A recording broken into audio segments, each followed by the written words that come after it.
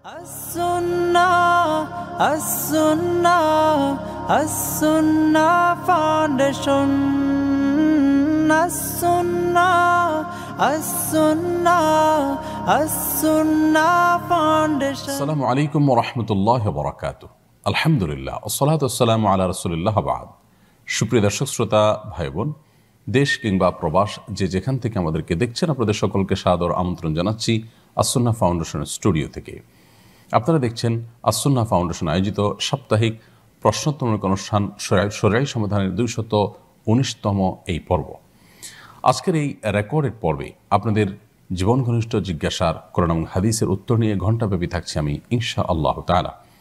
অন্যদের ইসলামী জ্ঞানের ভাণ্ডারকে সমৃদ্ধ করবার সুবিধার্থে এবং সেই প্রয়োজনে পোস্টে শেয়ার করে দিতে আমরা না ভুলি প্লিজ।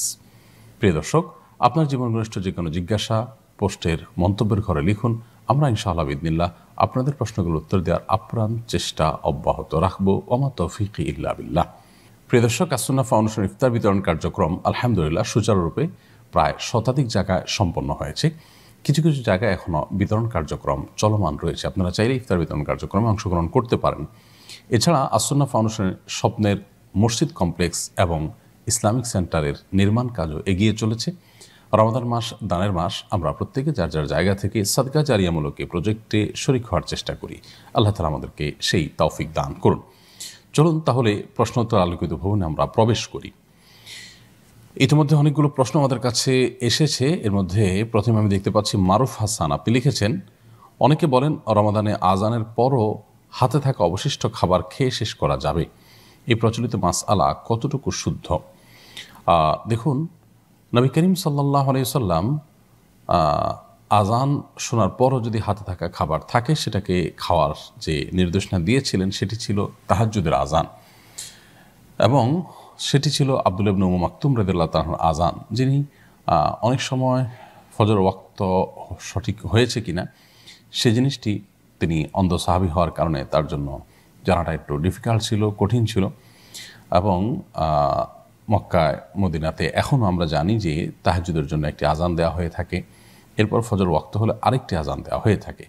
ফজরের ওয়াক্ত হয়ে গেছে এটি নিশ্চিত হওয়ার পর মুয়াজ্জিন যখন ফজরের আজান দেন তখন আর হাতে থাকা খাবার খাওয়ার কোনো সুযোগ নেই। নবী করিম সাল্লাল্লাহু আলাইহি ওয়াসাল্লাম পরিষ্কারভাবে সেটি কিন্তু জানিয়েছেন। অর্থাৎ বেলাল রাদিয়াল্লাহু তাআলা আনহু তিনি যখন আজান দিতেন তখন ফজর ওয়াক্ত হয়ে যেত, এবং যার কারণে তার সে ফজরের আজান শোনার পর আর কোনো প্রকার সাহরি খাওয়ার কোনো সুযোগ কিন্তু ছিল না।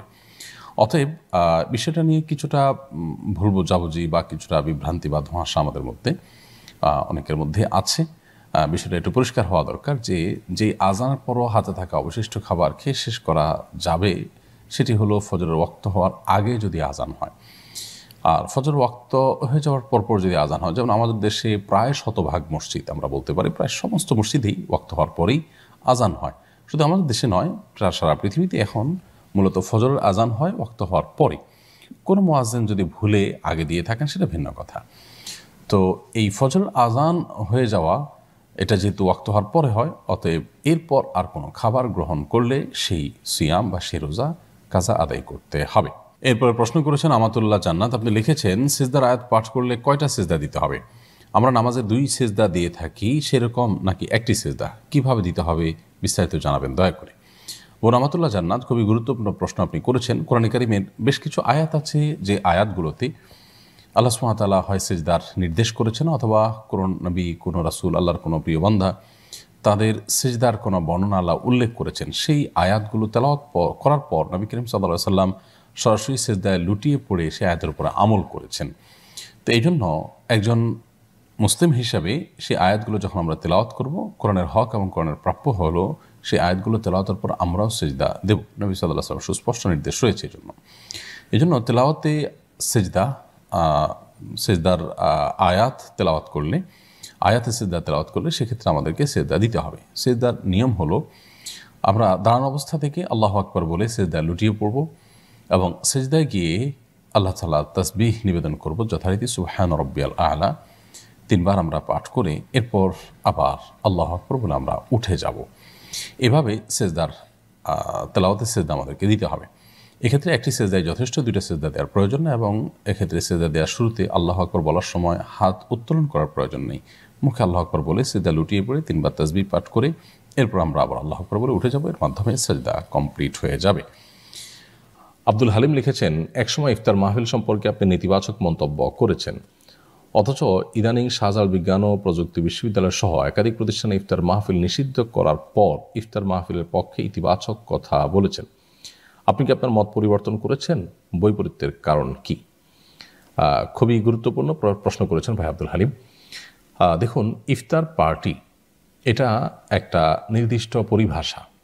ইফতার পার্টি এই শব্দ দ্বারায় আমাদের দেশে যে একটা সংস্কৃতিকে বোঝানো হয়ে থাকে, সে সংস্কৃতিটা আমরা সবাই কম বেশি জানি, যে পলিটিক্যাল এবং কর্পোরেট দুনিয়াতে সাধারণত ইফতারের যে আয়োজনগুলো হয়ে থাকে, সেই আয়োজনগুলোকে সচরাচর ইফতার পার্টি বলে, যদিও এর বাইরেও ইফতার পার্টি হয়।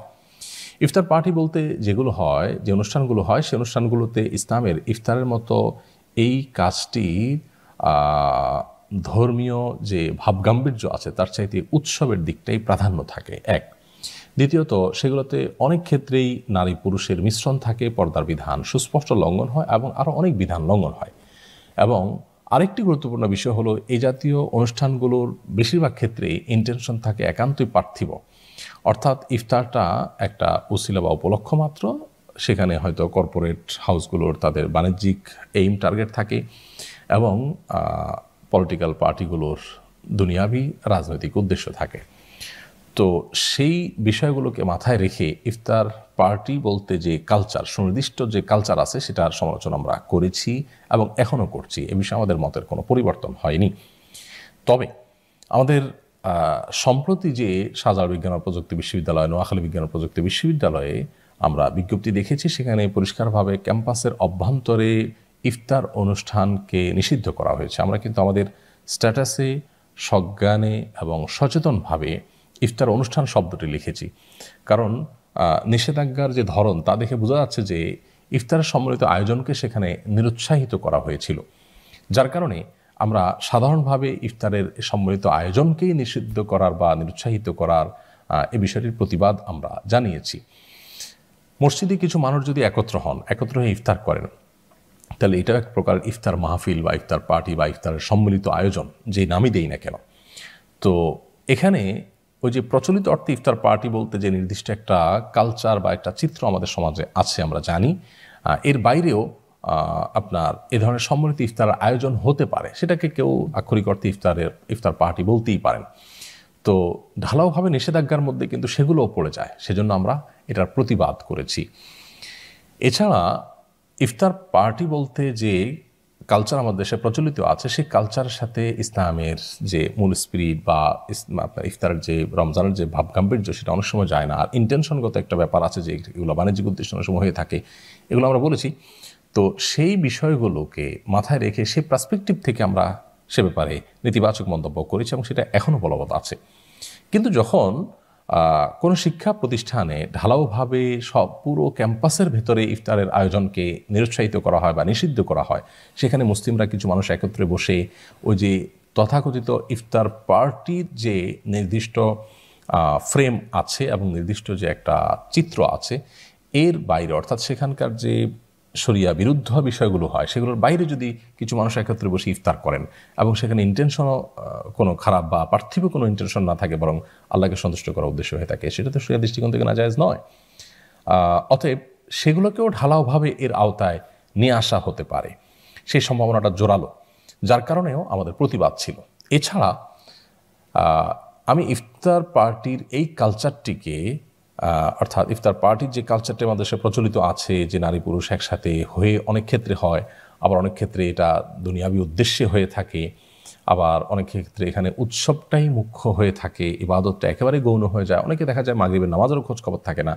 তো এই জাতীয় যে সংস্কৃতি আছে, সেটা সমালোচনা যেরকম আমি কেন যে কোনো সচেতন মুসলিমের করার কথা, সেটা যেরকম আমরা করেছি এখনও করছি, ঠিক একই সাথে যদি একটা শিক্ষা প্রতিষ্ঠান থেকে এই জাতীয় অনুষ্ঠানগুলোর নামে শিক্ষার্থীরা একত্র হয় এবং তাদের ইসলামী সংস্কৃতির অংশ হিসাবে যদি ভুল পদ্ধতিতেও কিছু করে, সেটাকেও যদি ঢালাওভাবে নিষেধ করে দেওয়া হয় সন্দেহাতীতভাবে, তখন একটা ভিন্ন আপনার তৈরি হয়, সেখানে গ্রাউন্ড তৈরি হয়, এবং সেই গ্রাউন্ড থেকেই আমাদের বিরোধিতাটা। আমরা এটাকে ছোট একটা উপমার মাধ্যমে বোঝাতে পারি। ধরুন কেউ নামাজ পড়ছে অশুদ্ধ উপায়, তার তেলাওয়াত শুদ্ধ নয়, তাহলে অবশ্যই আমি সমালোচনা করব যে এইভাবে তেলাওয়াত করা সঠিক নয়, এটা তেলাওয়াতের নিয়ম নয়, তেলাওয়াতের সিস্টেম বহির্ভূত পদ্ধতিতে তেলাওয়াত করা অনুচিত, আমি এটা সমালোচনা করবই। কিন্তু যদি নিষেধাজ্ঞা আরোপ করা হয় যে এইভাবে অশুদ্ধ তেলাওয়াত এর দিকটাকে উজ্জ্বল রেখে সাধারণভাবে যদি তেলাওয়াত করতেই নিষেধ করা হয়, এবং সেখানে অশুদ্ধ তেলাওয়াতকারীদের তেলাওয়াতই বেশিরভাগ থাকে, তারপরে কি আমি সমালোচনা করব না?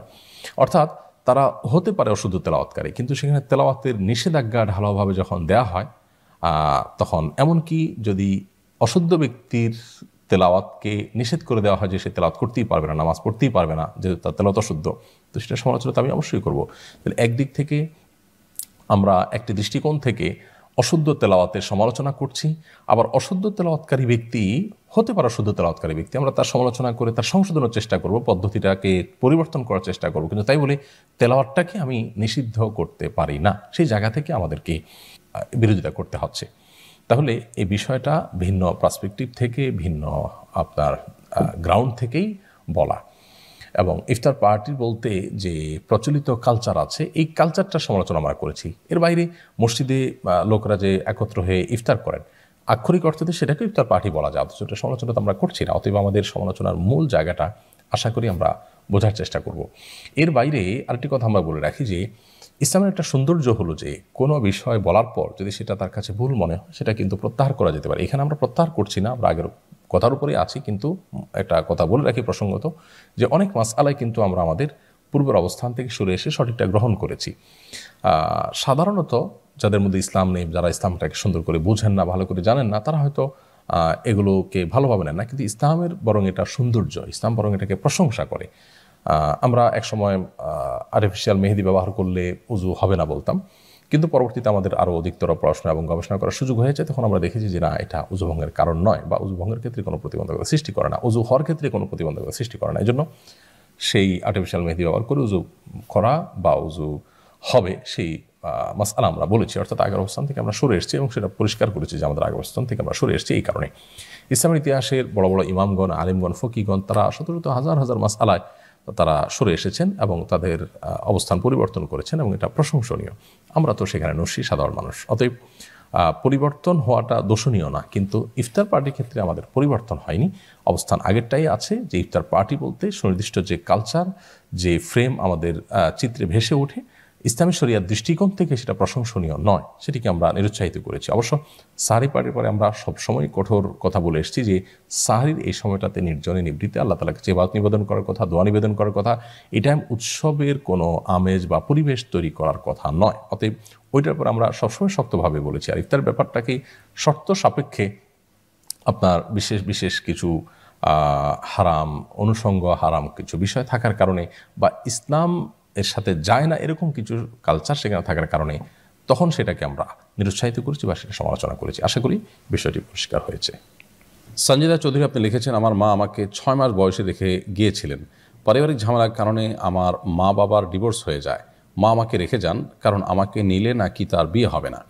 আমার বয়স এখন যখন 12 বছর, আমি ওনার সাথে প্রথম যোগাযোগ করি। যতটুকু বুঝতে পেরেছি আমাকে তিনি মন থেকে ভালোবাসেন না, পরের সংসারে ভাই বোনদেরকে ভালোবাসেন। এক্ষেত্রে ওনার জন্য আমার কি করণীয়? বোন সঞ্জিদা চৌধুরী, খুবই দুঃখজনক আপনার বিষয়টা। মা হিসাবে ওনার কর্তব্য ছিল সন্তানের সাথে যোগাযোগ রক্ষা করা, সন্তানের খোঁজখবর নেওয়া, সন্তানকে যথাসাধ্য স্নেহ, মমতা, ভালোবাসা দিয়ে বড় করে তোলার চেষ্টা করা। সেটা যদি নিজের কাছে রাখতে অপারগ হন তাহলে দূর থেকে সেটা করা দরকার ছিল, কিন্তু সেটা তিনি করেননি। এখন দূরে থাকতে থাকতে তিনি আপনাকে আগের চাইতে আরও কম মমতা করেন, বা আপনাকে তার সন্তান হিসাবে সেভাবে অন করেন না হয়তো বা। তারপরও আপনি যেহেতু তার গর্ভ থেকে দুনিয়াতে এসছেন, তার মাধ্যমে দুনিয়াতে এসছেন, এবং তিনি আপনার মা, সো আপনি আপনার জায়গা থেকে তার প্রতি সদাচরণ করবার চেষ্টা করবেন, এবং আপনি মা হিসাবে তাকে শ্রদ্ধা করার, ভালোবাসা নিবেদন করার, আপনার সাধ্য অনুযায়ী তার সেবা বা উপঢৌকন ইত্যাদি পেশ করার, এটা আপনি চেষ্টা অব্যাহত রাখবেন। আপনি আল্লাহর কাছে পরিষ্কার থাকবেন, তিনি যা করছেন সেটি তিনি অন্যায় করেছেন, তিনি আল্লাহর কাছে তার জন্য জবাবদিহি করবেন। আর যদি আপনি তাকে মাফ করে দেন, এবং তিনিও আল্লাহর কাছে অনুতপ্ত হয়ে মাপ চান। তো আশা করা যায় তিনি সেজন্য ক্ষমা পেতে পারেন। তবে আপনি আপনার দায়িত্বটা যথাযথভাবে পালন করবেন, সেটি আমাদের পরামর্শ থাকবে। মাহমুদ হুসাইন আফলু আইডি থেকে আপনি লিখেছেন, রোজা অবস্থায় কোন আমল বেশি করা উত্তম? সিয়ামরত অবস্থায় আমাদের জন্য সবচাইতে যে আমলটি বেশি করা উত্তম তা হলো সিয়াম রেখে সকল প্রকার পাপাচার, অন্যায়, গুনাহ, অনাচার, অনর্থক কথা, মূর্খতা সুলভ আচরণ, তারপর কোনো প্রকার ঝগড়া বিবাদ, এগুলো থেকে নিজেকে সম্পূর্ণ পরিচ্ছন্ন রাখা। কারণ এগুলো ছাড়া আমাদের সিয়াম পালন বা আমাদের রোজা অর্থহীন হয়ে যেতে পারে। নবী সাল্লাল্লাহু আলাইহি ওয়াসাল্লাম বলেছেন, রব্বা সাইমিন লাইসা লাহু মিন সিয়ামিহি ইল্লাল জু'। বহু রোজাদার এমন আছেন যাদের রোজায় পিপাসার্থ থাকা ছাড়া বা ক্ষুধার্ত থাকা ছাড়া আর কোনো কিছুই তাদের পাওনা থাকে না, অর্থাৎ অন্য কিছু তারা পায় না, লাভ করে না। এই জন্য রোজাকে বা সিয়ামকে অর্থহীনতা থেকে মুক্ত করবার জন্য, সেটাকে সার্থক করার জন্য আমাদেরকে সিয়াম রেখে সকল প্রকার পাপাচার বর্জনের কসরত করতে হবে, চেষ্টা করতে হবে। কারণ সিয়াম আমাদেরকে তাকওয়া চর্চা বা গুনাহ বর্জন করার শিক্ষা দিয়ে থাকে। জীবনেসা মিম আপনি লিখেছেন, কাজী এবং কাবিন ছাড়া শুধু মসজিদের ইমাম দিয়ে বিয়ে পড়ানো যাবে কিনা? কাজী এবং কাবিন ছাড়া মসজিদের ইমাম কিংবা যে কোনো ব্যক্তি দুজন সাক্ষীর উপস্থিতিতে যদি বিয়ে পড়ান এবং শরিয়ার নিয়ম সেখানে মানা হয়, তাহলে সেক্ষেত্রে সে বিয়ে শরিয়ার দৃষ্টিকোণ থেকে বিশুদ্ধ হয়ে যায়। যদিও রাষ্ট্রের আইনে কাবিন নামা পূরণ করা এবং সেখানে স্বাক্ষর দেওয়া, অর্থাৎ বিবাহ রেজিস্ট্রি করা কাজী সাহেবের মাধ্যমে সেই আইন রয়েছে। অতএব রাষ্ট্রের চোখে বা রাষ্ট্রের আইনে বিবাহ এটি তখনই বৈধ হবে বা তখনই রাষ্ট্রের চোখে বিবাহটা নিবন্ধিত হবে যখন সেটা কাবিননামা পূরণ করা হবে এবং কাজের মাধ্যমে সেটি রেজিস্ট্রেশন করা হবে। ইসলাম শরিয়ার দৃষ্টিকোণ থেকে যদি দুজন সাক্ষীর উপস্থিতিতে প্রাপ্তবয়স্ক নারী পুরুষের বিয়ে হয়ে থাকে, তাহলে সেক্ষেত্রে সেই বিয়ে শরিয়া সম্মত পদ্ধতিতে হলে কোনো অসুবিধা নেই। সেখানে মহর ধার্য করা থাকবে, অভিভাবকদের মাধ্যমে হবে। বিয়ের যে অন্যান্য শরঈ বিষয়গুলো আছে সেগুলো লক্ষ্য করে যদি আমরা সেই বিয়ের আয়োজন করি এবং রেজিস্ট্রেশন কাজের মাধ্যমে সেটি যদি সম্পন্ন নাও হয়, তারপরও সেই দৃষ্টিকোণ থেকে বিবাহ কিন্তু হয়ে যায় এবং তারা স্বামী স্ত্রী সুলভ সম্পর্ক তাদের মধ্যে স্থাপিত হয়ে যায়। মাহমুদুল হাসান আপনি লিখেছেন, অনেক দেশে রোজা হয় 20 ঘন্টা, আবার কোনো দেশে 10-12 ঘন্টা। যারা বেশি সময় রোজা রাখেন তাদের সওয়াব কি বেশি হবে? ভাই মাহমুদুল হাসান, অবশ্যই যাদের রোজার ডিউরেশন একটু বেশি, যারা 20 বা 22 ঘন্টা ব্যাপী রোজা রাখেন, তাদের রোজার সওয়াব অবশ্যই বেশি হবে। কারণ নবী করিম সাল্লাল্লাহু আলাইহি ওয়াসাল্লামের একটি প্রসিদ্ধ হাদিস রয়েছে, ইন্না আযমাল জাযাই মা আযমিল বালা। নিশ্চয়ই বান্দার কষ্ট এটা যত বেশি হবে কোনো ভালো কাজ করতে গিয়ে, তার পরিশ্রম অনুপাতে তার বিনিময় আল্লাহ তাআলা বাড়িয়ে দিবেন। অর্থাৎ কোনো মানুষ একই কাজ করতে গিয়ে তার অনেক বেশি কষ্ট পোহাতে হয়েছে, এই কাজটা অন্য আরেকজন করতে গিয়ে তার এত কষ্ট করতে হয়নি, তাহলে যার কষ্ট অনেক বেশি হয়েছে তাকে আল্লাহ সুবহানাহু ওয়া তাআলা অবশ্যই তার সওয়াব এবং বিনিময় বেশি দান করবেন। একজন সচ্ছল মানুষ তিনি 100 টাকা দান করতে তার খুব একটা কষ্ট পেতে হয় না, বরং এটা তার জন্য উল্লেখ করার মতো কোনো বিষয়ই হয় না। তো তার 100 টাকা দানের যে সওয়াব হবে, একজন গরিব অভাবী মানুষ যার জন্য 100 টাকা দান করাটা অনেক কঠিন, তার জন্য 100 টাকা দানের সওয়াব কিন্তু একরকম নয়। ঠিক একইভাবে 10-12 ঘন্টা সিয়াম সাধনাকারী ব্যক্তি এবং 20 ঘন্টা সিয়াম সাধনাকারী ব্যক্তি, দুইজনের মধ্যে পার্থক্য থাকবে। তবে ক্ষেত্রে ইসলামের মূলনীতি হলো যে ইচ্ছাকৃতভাবে কষ্ট বাড়িয়ে, সাধারণভাবে আমি করতে পারতাম, বিনা কষ্টে করতে পারতাম বা কম কষ্টে করতে পারতাম, সেটাকে আমি আরও কষ্ট বাড়িয়ে যদি করি তাহলে তার ভিতরে কোনো কল্যাণ নিহিত নেই। এটা হলো নেসেসারি যে কষ্টটা আসে, সেটার কারণে আমরা এই সওয়াবের আশা করতে পারি আল্লাহ তাআলার কাছে। হাবিবুর রহমান মামুন আপনি লিখেছেন, আমরা 2 ভাই, আমার বড় ভাই গত 8 বছর ধরে মা বাবার দেখাশোনা করে না। আমি শুরু থেকেই তাদের দেখাশোনা করে আসছি, অনেক দিন ধরে বাবার ঋণ পরিশোধ করে আসছি, কিন্তু ঋণ শেষ হচ্ছে না। তাই আমার বাবা চাচ্ছেন আমি যেন তার কিছু জমি কিনে নেই, যেন ঋণগুলো পরিশোধ করতে পারেন। বাবার জমি রাখার মতো আমার বড় ভাইয়ের সামর্থ্য নেই। আমি যদি বাবার জমি কিনে নেই তাহলে কি আমার ভাইয়ের সাথে দুর্বলতার সুযোগ নেওয়া হবে? মোটেই নয়। ভাই হাবিবুর রহমান, খুব পরিষ্কার বিষয়টি যে আপনার বাবা ঋণগ্রস্ত, তার ঋণ পরিশোধের কোনো ব্যবস্থা নেই জমি জমাগুলো বিক্রি করা ছাড়া। অতএব তিনি এই জমিগুলো বিক্রি করে তার ঋণ পরিশোধ করতে হবে। আপনার বাবার সেই জমি অন্য 10 জন যেরকম কিনতে পারেন, আপনিও কিনতে পারেন। অতএব আপনি যদি তার জমি কিনে তাকে মূল্য পরিশোধ করতেন, তা দিয়ে তার ঋণ পরিশোধ করা হয়, তাহলে সেক্ষেত্রে সেটা অবশ্যই জায়েজ কাজ, বৈধ কাজ, কোনো সমস্যা নেই। তবে এক্ষেত্রে দেখতে হবে যে আপনি সুবিধা নেওয়ার জন্য অল্প দামে বাজার মূল্যের চাইতে কমে বাবার কাছ থেকে জমিটা নিয়ে নিচ্ছেন কিনা, হাতিয়ে নিচ্ছেন কিনা, সেটা একটা ব্যাপার। যদি সেরকম কিছু করে থাকেন তাহলে সেটা অবশ্যই আপনার জন্য নাজায়েজ এবং গুনাহের কাজ হবে। বাবাকে আপনি যদি সুযোগ সন্ধানী হয়ে অল্প দাম ধরিয়ে দিয়ে জমিটা নিয়ে নেন তাহলে সেক্ষেত্রে সেটা নাজায়েজ হতে পারে, হবে। কিন্তু এর বাইরে আপনার সাধারণ যে মূল্য আছে বাজারে সেই মূল্যে আপনি যদি এটা নিয়ে থাকেন ইনশাআল্লাহ দিন আপনার কেনাটা জায়েজ হবে, কোনো অসুবিধা নেই। উম্মে কুলসুম আপনি লিখেছেন, ফরজ রোজার কাফারা হিসাবে যে রোজাগুলো রাখতে হয় তাতে কি ধারাবাহিকতা জরুরি? ফরজ রোজা রেখে যদি কেউ ভেঙে ফেলেন সেক্ষেত্রে একটি রোজা ভাঙার কারণে একটি কাজার পাশাপাশি 60টি রোজা ধারাবাহিকভাবে রাখতে হয়। এটি কাফারা বা ক্ষতিপূরণ। এই কাফারা 60টি রোজা রাখার ক্ষেত্রে ধারাবাহিকতা রক্ষা করা জরুরি। কোরআনে কারীম আল্লাহ তাআলা একেবারে পরিষ্কারভাবে এখানে মুতাতাবিআত শব্দ উল্লেখ করেছেন, যার অর্থ হলো যে ধারাবাহিকভাবে এগুলো রাখতে হবে, নির্বিচ্ছিন্নভাবে রাখতে হবে। অতএব যদি 60টি রোজা রাখতে গিয়ে মাঝে গ্যাপ হয়ে যায়, কোনো এক কারণে একটি রোজা না রাখা হলো না, যে কোনো কারণে, তাহলে সেক্ষেত্রে আবার তাকে শুরু থেকেই শুরু করতে হবে। এটা হলো রোজা ভঙ্গের কাফারা। যদি সেটা আপনি করতে না পারেন বা সে করতে এত টানা 60টা রোজা রাখতে আপনি সক্ষম না হন তাহলে সেক্ষেত্রে আপনি 60 জন মিসকিনকে খাদ্য দান করবেন। এটা হলো আরেকটি বিকল্প। নাজমুল হোসেন আপনি লিখেছেন, আমি 14 পারা কোরআন মুখস্থ করেছিলাম, একটু সমস্যার কারণে আর পড়তে পারি নাই, ইয়াদ নাই, কিন্তু দেখে দেখে পড়ি, এতে আমার গুনাহ হবে কিনা? ভাই নাজমুল হোসেন, 14 পারা কোরআন মুখস্থ করার পর আপনি পড়তে পারেননি, এটাতে কোনো অসুবিধা নেই, কারণ পুরো 30 পারা কোরআনই হাফেজ হইতে হবে। কেউ তার চেয়ে কম হেফজ করলে কোনো গুনাহ হবে এমন কোনো কথা নেই। আপনি যে পরিমাণ মুখস্থ করেছেন সেই পরিমাণ সওয়াব পাবেন। কিন্তু এই যে 14 পারা মুখস্থ করেছেন এটা যে আপনি ভুলে গিয়েছেন, এটা খুবই জঘন্য অপরাধ এবং গুনাহের কথা, বিশেষ করে যখন সেটি হবে আমাদের অলসতার কারণে এবং নিয়মিত তেলাওয়াত না করার কারণে। এবং নবী করিম সাল্লাল্লাহু আলাইহি সাল্লামকে বান্দার বিভিন্ন পাপগুলো দেখানো হয়েছিল, অপরাধগুলো মাত্রা কেমন, সেটা ভয়াবহতা কেমন সেটা দেখানো হয়েছিল মেরাজে। তোমাদের থেকে একটা ছিল এটি, এবং যে অপরাধের মাত্রা সবচেয়ে ভয়াবহ ছিল তোমাদের থেকে এটি ছিল একটি, যে বান্দা কোরআনে কারিমের তেলাওয়াত বা কোরআনে কারিমের হিফজ এটা ধরে রাখতে পারবেন না, বরং তিনি ভুলে যাবেন। এটা খুবই ভয়ঙ্কর অপরাধ হিসাবে তাকে দেখানো হয়েছে। সো আমার মনে হয় আপনার তওবা করা উচিত এবং এখন আবার সেটাকে উদ্ধার করার চেষ্টাটা অব্যাহত রাখা দরকার। কোরআন কারিমের তেলাওয়াত হিফজ করার পর সেটা ভুলে যাওয়া মোটেও ভালো কিছু নয়। আর যদি কারোর স্মৃতিশক্তি দুর্বল হওয়ার কারণে তিনি শত চেষ্টা করে ধরে রাখতে পারেন না, একটা সময় ছিল, এখন আর তার সেটা উনি তেলাওয়াত নিয়মিতই করছেন বাট ভুলে যাচ্ছেন, তো স্মৃতিশক্তির এই যে আপনার সমস্যা, এটার কারণে যদি হয় তাহলে সেক্ষেত্রে অবশ্যই তিনি গুনাহগার হবেন না, কারণ এটা তার হাতে নয়। নিরুপমা এটি থেকে আপনি লিখেছেন, আমি একজন নমুসলিম, আমি আমার পরিবার থেকে এই কথা লুকিয়ে রাখার যথাসম্ভব চেষ্টা করছি, কারণ তারা এটা মেনে নিবে না। আল্লাহর সাহায্য না করলে হয়তো আমার একটি রোজাও রাখা সম্ভব হবে না। এক্ষেত্রে আমার করণীয় কি? আমার পরিবারের হেদায়েতের জন্য কোনো বিশেষ দোয়া বা আমল আছে কিনা? দেখুন, আল্লাহ তাআলা আপনাকে ইসলামের পথে ছায়াতলে এনেছেন এবং আপনি সত্য উপলব্ধি করেছেন, সত্য ধর্ম গ্রহণ করেছেন। সন্দেহাতীতভাবে এটি আপনার জন্য সৌভাগ্যের বিষয়।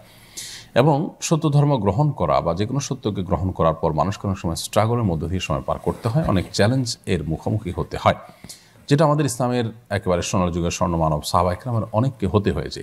খোদ আবু হুরায়রা রাদিয়াল্লাহু তাআলা আনহু ইসলাম গ্রহণ করার পর নিজের মায়ের হাতে অনেক মার খেয়েছেন। তো এমত অবস্থা আমরা আপনাকে বলবো ধৈর্য ধারণ করার, সবর করার, সেই সাথে আপনার ইবাদত বন্দেগী, 5 ওয়াক্ত সালাত, সিয়াম, এগুলোর জন্য আপনি করতে পারেন সেই চেষ্টা করার। প্রয়োজনে, আমি জানি না আপনার বয়স কি, আপনার পরিবেশ কি, প্রয়োজনে আপনি বাসা থেকে অন্য কোথাও কোনো একটা ছল ছাতুরি দিয়ে হলেও বা কোনো একটা অজুহাত দিয়ে হলেও আপনি অন্য কোথাও অবস্থান করে রোজাগুলো রাখার চেষ্টা করতে পারেন। বাসায় থাকলেও আপনার দুপুরের খাবারের সময়টা বিশেষ করে আপনি কোনোভাবে অ্যাভয়েড করতে পারেন, একটু মিথ্যা না বলে কৌশল আশ্রয় নিয়ে তারপর আপনার রোজা রাখার সচেষ্ট হওয়া উচিত। যদি সেরকম কোনো বই আপনার কাছে না থাকে, আপনার সেরকম বয়স না থাকে এবং নিরুপায় আপনি রোজা রাখতে গেলে আপনার ইসলাম থেকে আপনাকে বের করে নিয়ে আসা হবে, তাহলে সেক্ষেত্রে আপনি যদি নিরুপায় অবস্থায় রোজা ভাঙেন বা রোজা না রাখেন, তাহলে সেক্ষেত্রে পরবর্তীতে রোজাগুলো আল্লাহ যখন তৌফিক দিবেন আপনি তখন রেখে দিবেন, সে চেষ্টা আপনার থাকবে। এবং সেই সাথে আপনার মা বাবার নাম ধরে ধরে আল্লাহ তাআলার কাছে হেদায়েত করবেন, যে আল্লাহ আপনি তাদেরকে হেদায়েত দান করেন। মাইশা জেরিন আপনি লিখেছেন, বিয়ের সময় স্ত্রী কি স্বামীকে ভবিষ্যতে দ্বিতীয় বিয়ে না করার শর্ত দিতে পারেন? দেখুন, এটা নিয়ে আমাদের মধ্যে কিছুটা মত পার্থক্য আছে, তবে বিশুদ্ধতর মত অনুযায়ী কোনো স্ত্রী চাইলে তার স্বামীকে ভবিষ্যতে যেন দ্বিতীয় বিয়ে তিনি করবেন না এরকম শর্ত দিতে পারেন। কিন্তু স্বামী যদি সেই শর্ত ভঙ্গ করেন, সেক্ষেত্রে স্ত্রীর এখতিয়ার থাকবে এই স্বামীর সাথে ঘর করা না করার সিদ্ধান্ত নেওয়ার, অর্থাৎ বিচ্ছেদের শরিয়াই উদ্যোগ, শরিয়া সম্মত শরিয়ার পদ্ধতি আলোকে বিচ্ছেদের উদ্যোগ স্ত্রী নিতে পারেন যদি স্বামী তার শর্ত ভঙ্গ করে দ্বিতীয় বিয়ে করেন। কিন্তু স্বামীকে স্ত্রী এই শর্ত দেওয়ার কারণে স্বামী তার আর দ্বিতীয় বিয়ে করার কোনো রাইট নাই, বা তার জন্য করলে গুনাহ হবে, বা করলে বিয়েই হবে না, এরকম কোনো কথা কিন্তু নেই। তাহলে কথা পরিষ্কার যে স্ত্রী তার স্বামীকে বিয়ের সময় এরকম শর্ত দিতে পারেন, এবং সেই শর্ত যদি অমান্য করেন স্বামী, তাহলে সেক্ষেত্রে স্ত্রী তার সাথে সম্পর্ক রাখা না রাখার ব্যাপারে শরিয়ার আলোকে উদ্যোগ গ্রহণ করতে পারেন। ব্যাপারটি অনেকটা এরকম যে কোনো স্ত্রী যদি তার স্বামীকে শর্ত দেন বিয়ের আগে যে আমাকে এই শহর থেকে তুমি বের করতে পারবে না, আমি এই সিটিতে থাকবো বা এই দেশেই থাকবো, আমি অন্য এর বাইরে যাব না, তো তুমি আমাকে এর বাইরে নিবা না, এই শর্তে আমি তোমার সাথে বিয়েতে সম্মত আছি। স্বামী যদি মেনে নেন তাহলে সেক্ষেত্রে স্বামীর জন্য সেটা রক্ষা করা কর্তব্য। যদি স্বামী রক্ষা না করেন তাহলে সেক্ষেত্রে স্ত্রীর এখতিয়ার থাকবে শরীয়ী উপায়ে বিচ্ছেদের উদ্যোগ নেওয়া। তো স্বামী যখন স্ত্রীকে কথা দিবেন যে হ্যাঁ তিনি আর বিয়ে করবেন না, তো সেটা রক্ষা করা তার কর্তব্য। তিনি যদি না করেন তো সেক্ষেত্রে তার বিয়েটা হবে না, দ্বিতীয় বিয়ে হবে না, ব্যাপারটা সেরকম না। কিন্তু স্ত্রীর সেক্ষেত্রে এখতিয়ার থাকে তার সাথে সম্পর্ক রক্ষা করা কিংবা না করার, তবে অবশ্যই সম্পর্ক ছিন্ন করার শরঈ নিয়ম অনুসরণ করতে হবে। জয়নুল আবেদিন আপনি লিখেছেন, পবিত্র রমজান মাসের প্রাক্কালে একটি বেসরকারি বিশ্ববিদ্যালয় গালা নাইট নামে অশ্লীলতার চূড়ান্ত প্রদর্শনী হয়েছে। আরেকটি সরকারি কারিগরি বিশ্ববিদ্যালয়ে ঠিক ফজরের সময় কনসার্ট অনুষ্ঠিত হয়েছে।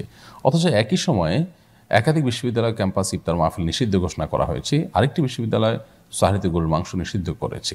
সবগুলো ঘটনার যোগসূত্র আছে কিনা আপনি কি মনে করেন? ভাই জয়নুল আবেদিন, যোগসূত্র আছে কিনা আমি বলতে পারবো না, থাকতে পারে, যোগসূত্র থাকার যথেষ্ট সম্ভাবনা আছে।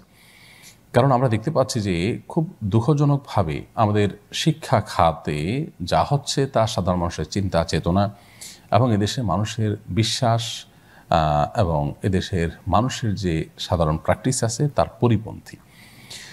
জনগণের ট্যাক্সের টাকায় পরিচালিত প্রতিষ্ঠানগুলোতে জনগণের চিন্তাধারার পরিপন্থী বিষয় সেখানে যদি হয় সেটা খুবই দুঃখজনক এবং অনাকাঙ্ক্ষিত। অতএব শিক্ষা প্রতিষ্ঠানগুলোতে অতি সম্প্রতি পাঠ্যপুস্তক থেকে নিয়ে সেখানে কালচারাল বিষয়গুলোতে সব ক্ষেত্রে ইসলামোফোবিয়া আপনার সেখানে কাজ করছে বলে আমরা মনে করছি, এবং ইসলাম বিতাড়নের একটা প্রক্রিয়া কেউ বা কারা যেন খুব অত্যন্ত সুকৌশলে সেখানে পরিচালনা করছে। হিজাব নিকাব নিয়ে, দায় নিয়ে সেখানে গলদঘর্ম হতে হচ্ছে, ইসলামের বিধিবিধানগুলো মানতে সেখানে নানা রকমের বাধা সৃষ্টি করা হচ্ছে, ক্লাসে নানা রকম বিরূপ মন্তব্য শিক্ষার্থীদেরকে অনেক সময় শুনতে হচ্ছে, কর্তৃপক্ষ এক এক সময় এক একটা আপনার উদ্ভট সব আদেশ নিষেধ জারি করছেন। এর মধ্যে অতি সম্প্রতি যে গণহারে ক্যাম্পাসের ভিতরে ইফতার আয়োজনের ব্যাপারে যে ইফতার পার্টি বা ইফতার সম্মিলিত আয়োজনের পরে যে নিষেধাজ্ঞা আরোপ করা হয়েছে, এ বিষয়গুলো তারই ধারাবাহিকতা বলে আমাদের কাছে মনে হয়েছে। তবে যদিও ইফতার আয়োজন সম্পর্কে কর্তৃপক্ষ তাদের অবস্থান পরিষ্কার করেছেন, ব্যাখ্যা দিয়েছেন যে আসলে স্ব-উদ্যোগে কোনো ইফতারের আয়োজন হলে, সম্মিলিত উদ্যোগ নেওয়া হলে সেটার পরে তারা নিষেধাজ্ঞা আরোপ করেননি। সো তাদের জায়গা থেকে তারা সরে এসছেন এবং গরুর গোশত নিষিদ্ধের বিষয়টা থেকেও আমি যতটুকু জানি তারা সরে এসছেন। কিন্তু সরে এসছেন এটা প্রশংসনীয় হলেও একটা মুসলিম অধ্যুষিত দেশে সাহরির খাবার তো মুসলিমরাই গ্রহণ করে, অন্য ধর্ম মানুষ গ্রহণ করে না, সেখানে গরুর গোশত নিষিদ্ধ করতে হবে কেন? এখান থেকে বোঝা যায় যে খুব অ্যাগ্রেসিভলি ইসলাম এবং মুসলিমদের যে কালচারগুলো আছে সেগুলোকে কোণঠাসা করা হচ্ছে। এগুলো কোনো ভালো পরিণতি আমাদের জন্য বয়ে আনবে না। খুব বাজে একটা সময় আমরা পার করছি সন্দেহাতীতভাবে শিক্ষা খাতে অন্তত। তো এই বিষয়ে সংশ্লিষ্ট কর্তৃপক্ষ, সরকার সর্বোচ্চ মহল তারা যথাযথ সিদ্ধান্ত নেবেন এবং তারা সময়োপযোগী পদক্ষেপ নেবেন এবং শিক্ষা খাতে এই যে নৈরাজ্য, বিশেষ করে আপনার নানা রকম বিতর্কিত যে উদ্যোগগুলো গ্রহণ করা হচ্ছে সেগুলো বন্ধ করতে তারা সচেষ্ট হবেন, এই আশা অবশ্যই আমরা ব্যক্ত করব। সাইদ রিয়াদ আপনি লিখেছেন, দোয়া কবুলের জন্য কি কি পূর্ব শর্ত রয়েছে? দোয়া কবুলের জন্য অনেকগুলো শর্তের ভিতরে একটা শর্ত হলো যে হালাল উপার্জন হতে হবে। হারাম উপার্জনকারী ব্যক্তির দোয়া কবুল হয় না। অতএব আমাদের দোয়া যেন হয় হালাল উপার্জন করা, দেহ দিয়ে হালাল উপার্জন করা অবস্থায় হারাম থেকে পরিপূর্ণভাবে মুক্ত থেকে আল্লাহ তাআলার কাছে দোয়া নিবেদন করতে হবে। সেই সাথে দোয়া কবুলের আরেকটা গুরুত্বপূর্ণ শর্ত হলো কায়মনোবাক্যে দোয়া করা, মনের গভীর থেকে, মনের গহীন থেকে পরিপূর্ণ মনোযোগের সাথে আল্লাহর সাথে কানেক্টেড হয়ে পরিপূর্ণ মনোসংযোগ দিয়ে দোয়া করা, কাকুতি মিনতি সহকারে নিজেকে বিনয়ী করে আল্লাহর সামনে নিবেদন করে দোয়া করা। এবং আরেকটি দোয়া কবুলের শর্ত হলো যে দোয়া করার সময় অবশ্যই হালাল এবং বৈধ বিষয়ে দোয়া করার বিষয় খেয়াল রাখা, কোনো অবৈধ আল্লাহর নিষিদ্ধ কোনো বিষয়ের জন্য যেন দোয়া করা না হয় সেদিকটি খেয়াল করা। দোয়া আরেকটা শর্ত হলো যে আমরা যখন দোয়া করব তখন অবশ্যই আমাদের লক্ষ্য করা কর্তব্য যে আমরা দোয়া করতে যখনই করব তখন আল্লাহর কাছে সেটি কবুল হবে সেরকম জোরালো আশা নিয়ে দোয়া করা। আশা নিরাশার দোলাচলে থেকে দোয়া করলে সেই দোয়া কবুল হওয়ার সম্ভাবনা খুব কম থাকে। এছাড়া দোয়ার জন্য আদবগুলো আছে, আল্লাহর প্রশংসা, নবী সাল্লাল্লাহু আলাইহি ওয়াসাল্লামের প্রতি দুরূদ প্রেরণ করা, সেই বিষয়গুলো দোয়ার মধ্যে থাকা দোয়া কবুলের জন্য সহায়ক। ওবায়দুর রহমান আপনি লিখেছেন, মসজিদে আজান হয়ে গেলে উক্ত মসজিদে নির্ধারিত সময়ের পূর্বে কয়েকজন মিলে মসজিদের এক পাশে জামাত পড়া কতটুকু যুক্তিসঙ্গত? আজান হয়ে গেছে, এখনও মূল জামাত অনুষ্ঠিত হয়নি, এর মধ্যে মসজিদের কোনো এক প্রান্তে বা কোনো এক পাশে যদি একজন মিলে ছোট করে জামাত করেন এবং তারা যদি কোথাও সফরে বের হবেন বা কোথাও চলে যাবেন, মূল জামাত পর্যন্ত তাদের অপেক্ষা করার সুযোগ নেই, তাদের গাড়ির সময় হয়ে গেছে ইত্যাদি, এরকম যদি হয় তাহলে এটি তারা করতে পারেন, এটি তাদের জন্য নাজায়েজ বা নিষিদ্ধ নয়। তবে সাধারণ অবস্থাতে মূল জামাতের জন্য অপেক্ষা করাটাই উত্তম এবং সেটাই নির্দেশিত। এরপর প্রশ্ন করেছেন রোমানা রশিদ, আপনি লিখেছেন রমজানে তওবা কিভাবে করব? বোন রোমানা, রমজানে তওবা করার পদ্ধতি রমজানের বাইরে তওবা করার পদ্ধতির মধ্যে কোনো পার্থক্য নেই। বিশেষ কোনো পাপ বা অন্যায় থেকে আপনি তওবা করে ফিরে আসতে চাচ্ছেন, আপনি সাধারণভাবে আল্লাহ তাআলার কাছে ইস্তেগফার এবং তওবা নিবেদন করতে পারেন, ক্ষমা প্রার্থনা নিজের কৃত অপরাধের জন্য এবং ভবিষ্যতের জন্য। আপনি আপনার ভুল জায়গা থেকে ফিরে এসে নতুন করে নিজেকে দাঁড় করাবার সংকল্প করলেন, আল্লাহ তাআলার কাছে সেই প্রতিশ্রুতি, সেই প্রতিজ্ঞা করে আপনি নতুন করে শুরু করলেন, এটাই তওবা। তবে এটাকে আরও সুন্দরভাবে করতে চাইলে 2 রাকাত সালাত আদায় করে সালাতুত তওবা পড়ে এরপর আল্লাহ সুবহানাহু ওয়া তাআলার কাছে আপনি ইস্তেগফার করলেন, তওবা করলেন, এর মাধ্যমে ইনশাআল্লাহ আমাদের তওবাটা পরিপূর্ণতা পেতে পারে। প্রিয় দর্শক, আমরা দেখতে দেখতে অনুষ্ঠানের ঠিক মাঝামাঝি পর্যায়ে পৌঁছে গেছি। সময় হয়েছে ছোট্ট একটি বিরতিতে যাওয়ার। আশা করছি আমাদের সঙ্গেই থাকবেন। বিরতির পর আবার আমরা ফিরে আসবো আজকের এই লাইভ অনুষ্ঠানে ইনশাআল্লাহ তাআলা। আল্লাহু আকবার, আল্লাহু আকবার। আসুন্নাহ ফাউন্ডেশন মসজিদ কমপ্লেক্স, একটি লালিত স্বপ্ন। স্বপ্ন দেখি সুন্নতে হোক জীবনের জাগরণ। হাইয়া আলাস সালাহ। সালাত আদায়ের পাশাপাশি রাসূলুল্লাহ সাল্লাল্লাহু আলাইহি ওয়াসাল্লামের মসজিদ ছিল নানাবিধ কল্যাণকর সামাজিক কাজের কেন্দ্র। কিন্তু দুঃখের বিষয় হলো নানা রকম সীমাবদ্ধতার কারণে সালাত আদায়ের বাইরে সামাজিক কাজে মসজিদগুলোর তেমন কোনো অংশগ্রহণ নেই। এই শূন্যতা থেকেই আসুন্নাহ ফাউন্ডেশন একটি ব্যতিক্রমধর্মী আদর্শ মসজিদ কমপ্লেক্স ও ইসলামিক সেন্টার গড়ে তোলার স্বপ্ন দেখছে। ভুল বিদাত করে দিয়ে দূর, শিরিক বিহীন চাই মানের নূর। করব প্রচার এই সমাজে ইসলামী আচরণ। আসুন্নাহ, আসুন্নাহ ফাউন্ডেশন। হাইয়া আলাল ফালাহ।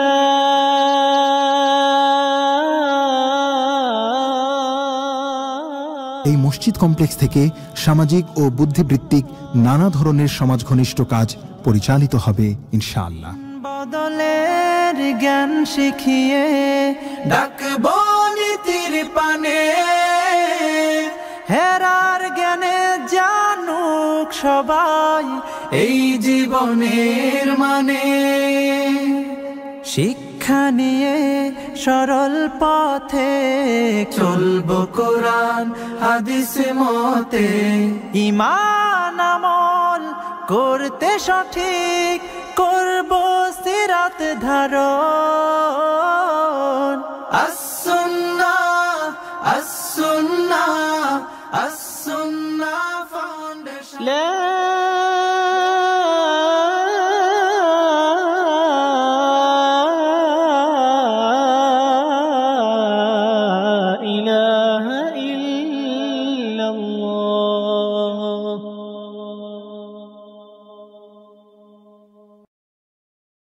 বিরতির পর আবার আপনাদেরকে স্বাগতম জানাচ্ছি। আসন্না ফাউন্ডেশন আয়োজিত সাপ্তাহিক প্রশ্নোত্তর অনুষ্ঠান সরকারি সমাধানের 219তম পর্বে। আফান লিখছেন, পুরুষরা হাতে মেহেদি দিলে কি গুনাহ হবে? পুরুষরা হাতে মেহেদি দিলে গুনাহ হবে এটা সরাসরি বলা কঠিন। তবে এটা ঠিক যে পুরুষদের জন্য হাতের মেহেদির ব্যবহার নয়, বরং হাতে মেহেদি মেয়েরা দিবেন।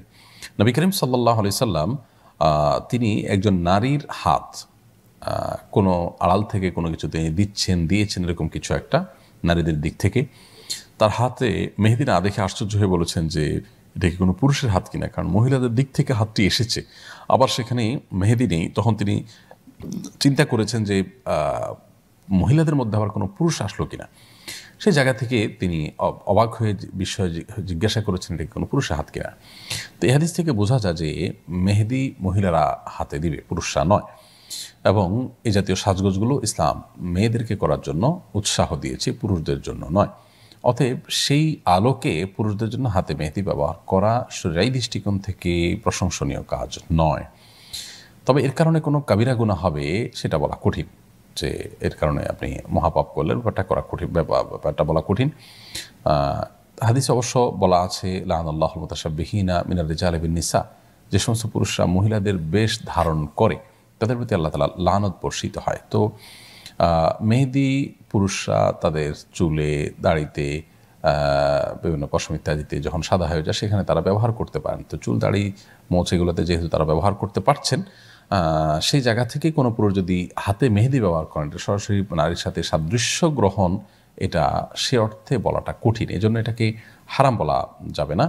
তবে সন্দেহাতীতভাবে এটা অনুত্তম কাজ এবং শরিয়ার যে আপনার মূলনীতি আছে সেটা পরিপন্থী। এরপর প্রশ্ন হলো, অতি সম্প্রতি সাদি মোহাম্মদ নামে একজন সঙ্গীত শিল্পী আত্মহত্যা করেছেন। সঙ্গীত বা গানের মাধ্যমে মানুষ অন্যকে সুখী করার চেষ্টা করেন, অথচ এই সঙ্গীত শিল্পী নিজেই কিভাবে আত্মহরণের পথ বেছে নিলেন? আপনার মন্তব্য কাম্য। দেখুন, বিষয়টি আমরাও দেখেছি এবং খুবই বেদনাদায়ক অধ্যায়। কারোর আত্মহত্যাই কাম্য হতে পারে না। আমরা সন্দেহাতীতভাবে এই ব্যক্তি সাদি মোহাম্মদের এই মৃত্যু, এটাকে অনাকাঙ্ক্ষিত মৃত্যু বলবো, অপ্রত্যাশিত মৃত্যু বলবো, এবং এটা আমাদের কারোর জন্য সুখকর বা আনন্দের কোনো বিষয় নয়। আমরা অবশ্যই এতে কষ্ট পাচ্ছি। একজন মুসলিম নিজেকে, যিনি মুসলিম হিসেবে দাবি করবেন, তিনি অবশ্যই তার একটা ভালো মৃত্যু হবে, তার মৃত্যুটা আকাঙ্ক্ষিত উপায় হবে, ইমানদার মুত্তাকি অবস্থায় হবে, সেটিই তো কাম্য। তো তার শোক সন্তপ্ত পরিবার, প্রিয়জন যারা আছেন তাদের প্রতি আমাদের অবশ্যই সমবেদনা থাকবে। সেই সাথে আমরা দোয়া করি আল্লাহ তাআলা তার ভুল ত্রুটিকে মাফ করে দিন, ক্ষমা করুন। তিনি ইমানদার অবস্থায় মৃত্যু হয়ে থাকলে আল্লাহ সুবহানাহু ওয়া তাআলার মাগফিরাতের দোয়া আমরা অবশ্যই তার জন্য করতেই পারি। তবে সেই সাথে আমরা আপনার প্রশ্নের যে মূল পয়েন্ট সেটার সাথে ঐক্যমত পোষণ করতে চাই এবং জানাতে চাই যে গান, সঙ্গীত, এই জাতীয় যে বিনোদনমূলক নানা আয়োজন আছে, এগুলো মানুষকে সুখ দেওয়ার জন্য, মানুষের ভালো লাগার জন্যই মানুষ করে থাকে। এবং যারা নিজেরা গান করেন তারা নিজেরা অনেক সুখী, এরকম একটি ধারণা আমাদের সমাজে প্রচলিত আছে। অথচ ইসলাম মিউজিকের ব্যবহারে গান, বাদ্যকে হারাম করেছে। এ বিষয়ে সারা বিশ্বের উল্লেখযোগ্য আলেমের কোনো মতপার্থক্য বা ভিন্ন মত নেই। তো এরকম একটি পরিষ্কার এবং সুস্পষ্ট শরঈ বিধান যেখানে লঙ্ঘন করা হয়, সেখানে আসলে সুখ এবং শান্তি আসতে পারে না। আল্লাহ সুবহানাহু ওয়া তাআলার নির্দেশের বাইরে আল্লাহ সুবহানাহু ওয়া তাআলা কোনো পথে মানুষের জন্য সুখ এবং শান্তির ব্যবস্থা রাখেননি। আল্লাহর সৃষ্টি জগতে, আল্লাহর সৃষ্টি হিসেবে আল্লাহর আদেশ এবং নিষেধকে লঙ্ঘন করে আমরা সুখে থাকতে পারি, এটা হতে পারে সেটা সাময়িক সুখ, সেটা হতে পারে সাময়িক তৃপ্তি, সেটা চূড়ান্ত কোনো সুখে থাকার কোনো পথ বা পদ্ধতি হতে পারে না।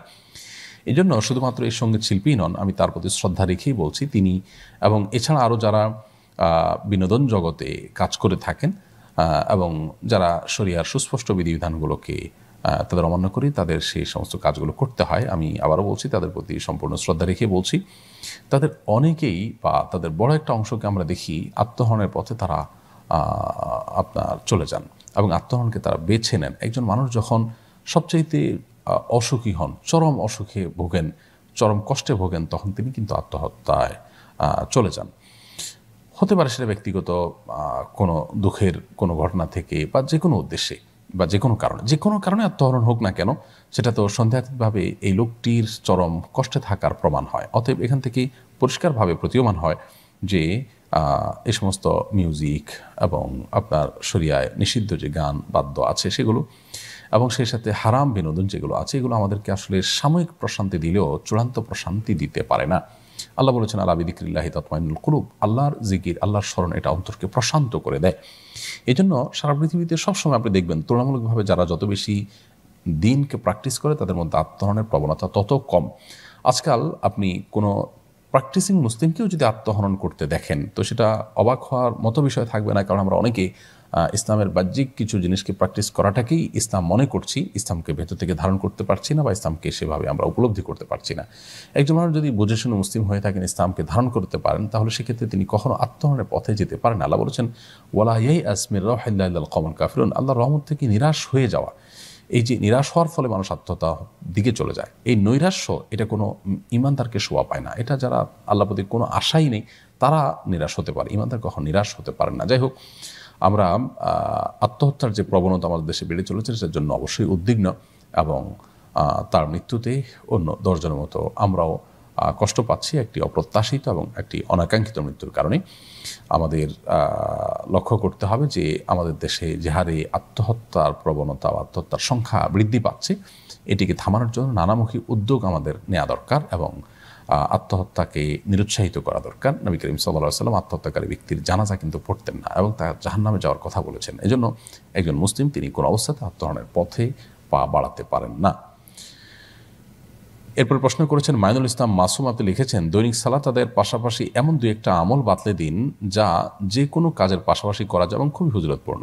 দৈনিক 5 ওয়াক্ত সালাতের পাশাপাশি আপনি যদি কিছু আমল করতে চান তাহলে আমি সবচেয়ে বড় যেটি কথা বলবো তা হলো সকল প্রকার হারাম অনাচার বর্জন করে মানুষকে কোনো প্রকার কষ্ট না দিয়ে, কষ্টের কারণ না হয়ে পারলে মানুষের উপকার করুন। যে যত বেশি পরোপকারী হয়, মানুষের কল্যাণকামী হয়, মানুষের উপকার করে, আল্লাহ সুবহানাহু ওয়া তাআলা তাকে তত বেশি পছন্দ করেন এবং ভালোবাসেন। সেই সাথে জিকির হিসাবে সবচেয়ে উত্তম হলো কোরআনে কারীমের তিলাওয়াত, সাধ্য অনুযায়ী দান সাদেকা করা, সেটা উত্তম একটি ইবাদত এবং একটু উত্তম একটি ভালো কাজ, সেটি আপনি করতে পারেন, একটি উত্তম কাজ। এহসানুল হক আপনি লিখেছেন ইদানিং বিভিন্ন স্থানে সাহরি পার্টি অনুষ্ঠিত হচ্ছে, বিশ্বরী দৃষ্টিকোণ থেকে কেমন? দেখুন, আমরা ইফতার পার্টি বলতে যে একটা সুনির্দিষ্ট কালচারকে বুঝিয়ে থাকি সেটা নিয়ে আমরা নানা সমালোচনা করেছি। সেখানে শরিয়া বিরুদ্ধ কর্মকাণ্ড হয় সেজন্য, এবং সেখানে শরিয়ার ইবাদতের দিকটা চাইতে উৎসব এবং আনন্দ ফুর্তির দিকটাই অধিকতর প্রাধান্য পায় সেই কারণে। কিন্তু সাহরি তারপরও যদি ইফতার পার্টিতে কেউ আপনার সে সমস্ত বিষয়গুলো বাদ দিয়ে সেটাকে করতে পারেন, আল্লাহকে সন্তুষ্ট করার উদ্দেশ্যে কিছু লোককে দাওয়াত দিয়ে ইফতারের ব্যবস্থা করেন, সেখানে আপনার ধর্মীয় ভাব গাম্ভীর্যও থাকে, তাহলে সেক্ষেত্রে সে ব্যাপারে আমরা নিরুৎসাহিত করি না। তবে সাহরি পার্টির ব্যাপারটা সম্পূর্ণ ভিন্ন। সাহরি পার্টি এটাকে কোনোভাবে আসলে মেনে নেওয়া যায় না, কারণ সাহরির এই সময়টা একান্তে আল্লাহ তাআলার কাছে দোয়া নিবেদন করার সময়, অতএব এখানে কোনো ফুর্তি, কোনো উৎসব, কোনো আনন্দ করার সুযোগ নেই, এটার সময়ই না। এই সময়টা নিভৃতে নির্জনে আল্লাহ তাআলার কাছে দোয়া করা, কামনা বাক্যে চাওয়া, সে সুযোগটা তৈরি হয় এবং সেটার জন্য এই সময়টা গুরুত্বপূর্ণ এবং আদর্শ সময়। তো সেটা বাদ দিয়ে আমরা যদি সাহরি পার্টির নামে কোনো কালচারে ডুবে যাই সন্দেহাতীতভাবে সেটা প্রশংসনীয় নয়, বিধায় এটা বন্ধ হওয়া উচিত এবং সেখানে আস্তে আস্তে আপনার পর্দাপশিদার যে ব্যাপারগুলো আছে সেগুলো লঙ্ঘন হওয়া এবং নানা আরও হারাম বিষয় যুক্ত হওয়া, যেটা খুবই স্বাভাবিক, যেটা আজকাল আমরা দেখতে পাচ্ছি। আব্দুল্লাহ মাহমুদ আপনি লিখেছেন মাথার কৃত্রিম চুল বাড়ানোর কোম্পানিতে চাকরি করা যাবে কিনা? মাথায় আপনার পরচুলা কিংবা কৃত্রিম চুল স্থাপন করা, বিশেষ করে টাক ইত্যাদি ঢাকার জন্য, এটা জায়েজ নাই। এটা এক ধরনের প্রতারণা, এক ধরনের অসাধুতা, ইসলাম এটাকে অ্যালাউ করে না। অতএব এরকম কোনো চুল তৈরি করার ফ্যাক্টরিতে বা কোম্পানিতে চাকরি করা জায়েজ হবে না, কারণ আপনি পরোক্ষভাবে সেই অন্যায় কাজে সহযোগী হচ্ছেন এখানে চাকরি করার মধ্য দিয়ে। মাহতাব আপনি লিখেছেন তারাবির কেরাত সর্বোচ্চ কতটুকু দ্রুত পড়া যেতে পারে? আমাদের মসজিদে এত দ্রুত পড়া হয় কিছুই বোঝা যায় না। ভাই মাহতাব, কতটুকু দ্রুত পড়া যেতে পারে এটার এক্সাক্ট পরিমাপ বলা মুশকিল, তবে যদি যা তেলাওয়াত করা হয় তা পেছনে মুসল্লিরা বুঝতে পারেন, অন্তত একটু কষ্ট হয় বুঝতে, কিন্তু বুঝতে পারেন তাতেও চলবে। কিন্তু কি পড়েন তার কিছুই যদি বোঝা না যায়, এতই দ্রুত পড়েন যে সাধারণ যারা কোরআন পড়ে বুঝতে পারেন বা কোরআন শুনে বুঝতে পারেন তারাও বুঝতে না পারেন বা তাদেরও বুঝতে অসুবিধা হয়, তাহলে সেক্ষেত্রে অবশ্যই সেটা বর্জনীয়। সেই দ্রুততার সাথে পড়ার কোনো সুযোগ নেই। এটা সালাত এবং কোরআনের প্রতি আপনার এক ধরনের অসম্মান এবং সালাত এবং কোরআনের যে হক সেটি নষ্টের শামিল বিধায় এরকম দ্রুততার সাথে তারা বিবর্জনীয়। তানভীর আহমেদ তামিম আপনি লিখেছেন, কাপড়ে মাটি লাগলে সে মাটি দিয়ে মুছে ফেললে তারপর কি নামাজ পড়া যাবে? কাপড়ে যদি মাটি লাগে সেই মাটি আপনি পানি দিয়ে হোক অন্য কিছু দিয়ে হোক মুছে ফেলে আপনি সেখানে সালাত আদায় করতে পারেন, কারণ মাটি সাধারণত নাপাক হয় না। অতএব মাটি লাগলেই সেটা দিয়ে নামাজ পড়া যাবে না, ব্যাপারটা সেরকম না। তবে অবশ্যই মাটিটা যেহেতু ময়লা, আপনি পরিচ্ছন্ন সুন্দর পোশাকে সালাত আদায় করবার চেষ্টা করুন, সেই জায়গা থেকে এটা ধুয়ে অথবা কোনোভাবে আপনার ঝেড়ে ফেলে তারপর নামাজ পড়বেন। ফাতেমা বেগম আপনি লিখেছেন, রোজা রেখে ঠোঁটে ভেজলিন দেওয়া যাবে কিনা? ঠোঁট খুব শুকিয়ে যায় এবং হঠাৎ টান লাগলে ব্যথা লাগে, সাধারণ অবস্থাতে ভেজলিন দেওয়া উচিত নয়, কারণ ভেজলিন কোনো না কোনোভাবে আপনার গলদকরণ হয় এবং ভেতরে যায়, সেজন্য এটা অ্যাভয়েড করা উচিত। এবং ঠোঁট শুকিয়ে আপনার যে কষ্ট হয় সেটি লাঘবের জন্য আর কি উপায় থাকতে পারে সেটি আপনি ভাবতে পারেন। প্রয়োজনে ইফতারের পর থেকে নিয়ে সাহরির আগ পর্যন্ত ঘন ঘন আপনি ঠোঁটে ভেজলিন ইত্যাদি দিয়ে এটাকে একটু কোমল রাখার চেষ্টা করুন, যাতে করে দিনের বেলায় আপনার খুব বেশি টান লাগে কষ্ট না হয়। তো ভিন্ন কোনো টিপস আমাদের অনুসরণ করা উচিত। এক্ষেত্রে দিনের বেলায় ঠোঁটে ভেজলিন দেওয়া উচিত নয়। একান্ত যদি কারো সমস্যাটা প্রচণ্ড রকমের হয়, অনেক বড় ধরনের সমস্যা হয়, তাহলে সেক্ষেত্রে তিনি আলতো করে, যদি ধরুন ফেটেই গেছে আগে থেকে, এখন এখানে আপনার কিছু না লাগালে অনেক বেশি কষ্ট হয়, অসহনীয় হয়, তাহলে সেক্ষেত্রে তিনি আলতোভাবে যদি লাগান এবং সতর্ক থাকেন যে এটা যেন কোনোভাবে ভেতরে না যায়, তাহলে সেটা তার জন্য জায়েজ হতে পারে এই শর্ত সাপেক্ষে। এসকে নঈম আপনি লিখেছেন, আমি ভারত থেকে বলছি, আমি একজন টাইলসের মিস্ত্রি। বিভিন্ন ধরনের কাজের মাঝে কখনো কখনো আমাকে হিন্দুদের মন্দিরেও কাজ করতে হয়। আমি কি মন্দিরে কাজ করতে পারবো? ওই কাজের উপার্জিত অর্থ আমার জন্য হালাল হবে কিনা? ভাই নঈম, আপনার প্রশ্নের উত্তরে আমরা বলতে চাই, আল্লাহ সুবহানাহু ওয়া তাআলা বলেছেন সূরা মায়দায়, তাআওয়ানু আলাল বিররি ওয়াত তাকওয়া ওয়া লা তাআওয়ানু আলাল ইসমি ওয়াল উদওয়ান, তোমরা কল্যাণমূলক কাজ এবং তাকওয়ার কাজে একে অন্যের সহযোগী হও, কিন্তু অন্যায় এবং সীমালঙ্ঘনের কাজে, পাপের কাজে, সীমালঙ্ঘনের কাজে একে অন্যের সহযোগী হয় না। মন্দির শিরকের আখড়া বা শিরকের মূল কেন্দ্র, এখানে শিরক করা হয়।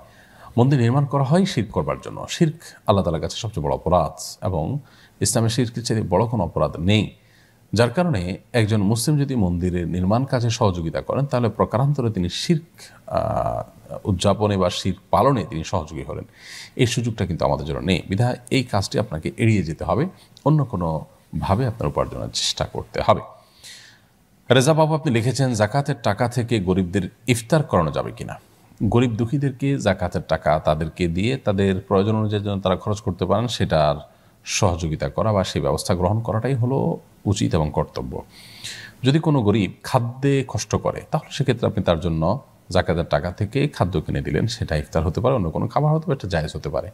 কিন্তু যদি এমন হয় যে তার এর চেয়ে আরও গুরুত্বপূর্ণ খাত আছে, তাহলে সেক্ষেত্রে সেই খাতে যেন তিনি খরচ করতে পারেন, তার জন্য আপনি নগদ টাকা দিতে পারেন। কোনো গরিব অসহায়, তিনি কর্মক্ষম নন, তিনি উপার্জন করে সংসার চালাতে পারেন না, আপনি উদ্যোগী হয়ে তার সংসার চালাতে পারেন যেন, সেরকম একটা ব্যবস্থা জাকাতের তহবিল থেকে আপনাকে করে দিলেন, সেটা অবশ্যই প্রশংসনীয়।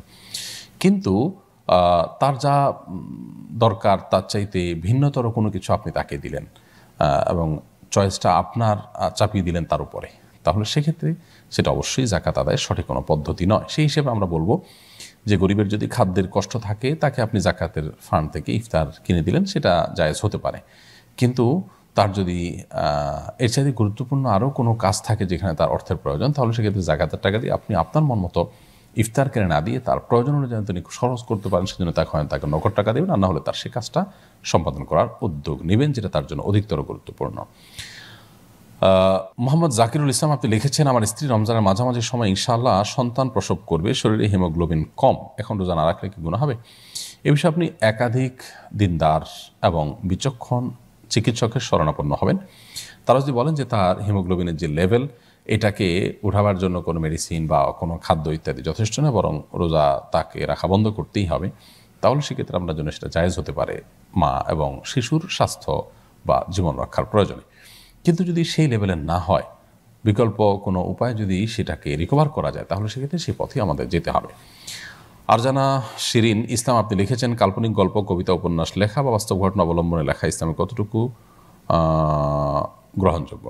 কাল্পনিক গল্প, কবিতা, উপন্যাস লিখলেন বা বাস্তব ঘটনা অবলম্বন করে কোনো উপন্যাস ইত্যাদি লিখলেন, সেটা জায়েজ আছে।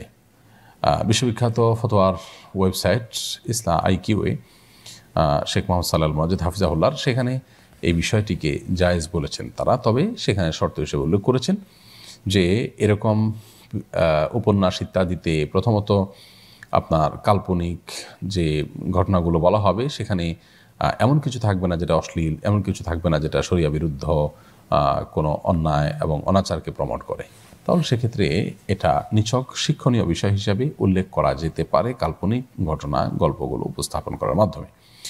লিমন ইয়াডি থেকে আপনি লিখেছেন, ঢাবির বটতলায় কোরআন তেলাওয়াত করাকে কেন্দ্র করে এক শ্রেণীর মানুষ বিতর্ক করছেন, এতে নাকি বিশ্ববিদ্যালয়ের সেকুলার চরিত্র ক্ষুণ্ণ হয়েছে। বিষয়টাকে আপনি কিভাবে দেখেন? যে বিশ্ববিদ্যালয়ের জমিদাতা একজন ধার্মিক মানুষ এবং মুসলিম, সে বিশ্ববিদ্যালয়ে আপনার কোরআন তেলাওয়াত হবে, ধর্মচর্চা হবে, এটাই তো স্বাভাবিক। যিনি দান করেছেন, জমি দিয়েছেন বিশ্ববিদ্যালয়ের প্রতিষ্ঠার জন্য, যারা উদ্যোগী ছিলেন, তারা যেখানে ধার্মিক মুসলিম এবং তারা ধর্মচর্চা করতেন, সেখানে ধর্মচর্চা হওয়ার ব্যাপারটাই তো স্বাভাবিক। সেখানে ধর্মচর্চা বিরোধিতা করাটা বরং অস্বাভাবিক। আপনি প্রতিষ্ঠানের জমিদাতা প্রতিষ্ঠাতাদের চিন্তা বিরুদ্ধ বিষয় চাপিয়ে দিবেন, দেশের সাধারণ মানুষের চিন্তাধারা, সাধারণ মানুষের আবেগ অনুভূতি, সাধারণ মানুষের বিশ্বাস ধ্যান ধারণা, সেটার বিরুদ্ধ বিষয় চাপিয়ে দিবেন, সেটাই তো অনাচার, সেটাই তো অবিচার।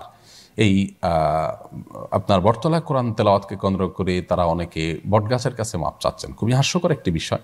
যদিও তারা হয়তো রূপকর্থে চাচ্ছেন, কিন্তু তারপরেও সেটি কোনোভাবেই আপনার কোনো গ্রহণযোগ্য কিছু নয়। মুসলিম প্রধান দেশের শিক্ষা প্রতিষ্ঠানে ইসলাম চর্চা হবে, সেটাই তো স্বাভাবিক। বরং আমরা অমুসলিম প্রধান দেশেও আমরা দেখেছি, সম্প্রতি অক্সফোর্ড বিশ্ববিদ্যালয়ের ভেরিফাইড ফেসবুক পেজে আমরা দেখেছি রমাদানকে তারা অফিসিয়ালি অভ্যর্থনা জানিয়েছে। কত পার্সেন্ট মানুষ তাদের মধ্যে রমাদান পালন করে, কিন্তু সেটাকে তারা এভাবেই শ্রদ্ধা জ্ঞাপন করেছেন। পৃথিবীর ক্ষমতাধর সমস্ত প্রেসিডেন্ট, প্রধানমন্ত্রী এবং রাষ্ট্রনায়করা তারা রমাদান উপলক্ষে গোটা বিশ্বের মুসলমানদেরকে অভিবাদন জানিয়ে থাকেন এবং শুভেচ্ছা বার্তা ইত্যাদি প্রেরণ করে থাকেন।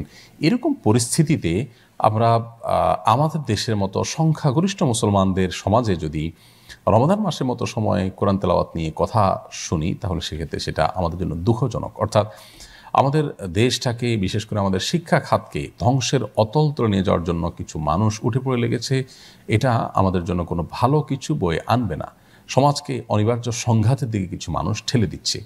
তাদের যদি বোধোদয় না হয় এবং কর্তৃপক্ষ যদি সঠিক সময়ে সঠিক সিদ্ধান্ত গ্রহণ করতে না পারেন, তাহলে সেক্ষেত্রে আমাদের জন্য খুব কঠিন বাস্তবতা হয়তো অপেক্ষা করছে। আল্লাহ আমাদেরকে হেফাজত করুন।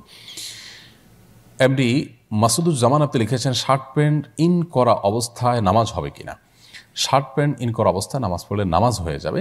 আপনাকে লক্ষ্য রাখতে হবে যে আপনি যখন রুকুতে যাবেন, সিজদা যাবেন, মুভ করবেন, উঠা বসা করবেন, তখন ইন করা অংশ থেকে উঠে গিয়ে আপনার কোমর যেন দেখা না যায়। কারণ নাভির নিচের অংশটুকু আবৃত থাকতে হয়, ঢাকা থাকতে হয় নামাজের মধ্যে। এটা নামাজ শুদ্ধ হওয়ার শর্ত। সো ওইটা যদি ঠিক থাকে তাহলে সেক্ষেত্রে ইন করা অবস্থা নামাজ পড়লে নামাজ হয়ে যাবে।